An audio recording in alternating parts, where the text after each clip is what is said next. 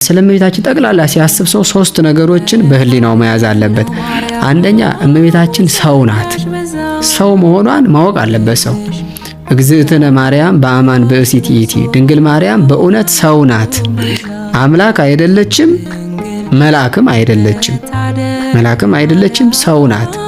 ሰው ያለው ነገር ሁሉ አላት እመቤታችን። ከኃጢአት በቀር በሰውነት ከኛ ጋር ትክክል ናት። እመቤታችን ቅድስት ድንግል ሰው መሆኗን ማወቅ ነው። ከዚያ ቀጥሎ ደግሞ እመቤታችን ቅድስት ናት። ከቅዱሳን ወገን የምትመደብ ቅድስት ናት ድንግል ማርያም።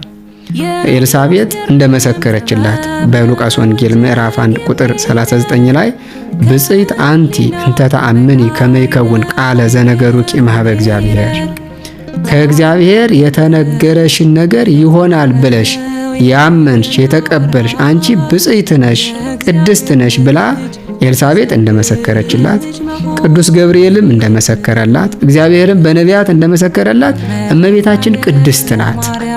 ቅድስት መሆኗን ማወቅ ብዙ ጥያቄዎችን ይመልሳል።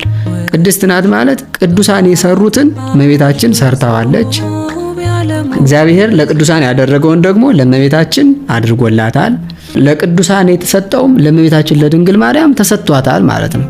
ስለዚህ ቅዱሳን የቅድስናን ስራ ሰርተዋል፣ እመቤታችን ሰርታለች።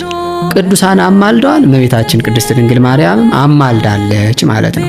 ሌላው ሶስተኛው ደግሞ ማወቅ የሚገባው እመቤታችን ከቅዱሳን ሁሉ የተለየች ደግሞ ወላዲተ አምላክ ናት። ወላዲተ አምላክ ናት። በዚህ ከቅዱሳን ሁሉ ትለያለች። የእግዚአብሔር ልጆች የሚባሉ አሉ፣ የእግዚአብሔር መላእክት የሚባሉ አሉ፣ የእግዚአብሔር ፍጥረታት የሚባሉ አሉ፣ በጸጋ የእግዚአብሔር ማደሪያዎች የሚባሉ አሉ። የእግዚአብሔር እናት የሚባል ግን ከእመቤታችን በቀር ማንም የለም። ስለዚህ በዚህ እመቤታችን ትለያለች ማለት ነው። አማላጅነቷ ከፍ ያለ ነው። አማላጅነቷ ከፍ ያለ ነው። ቅድስናዋም ከፍ ያለ ነው። ኪዳኗም ከፍ ያለ እንደሆነ እንረዳለን ማለት ነው።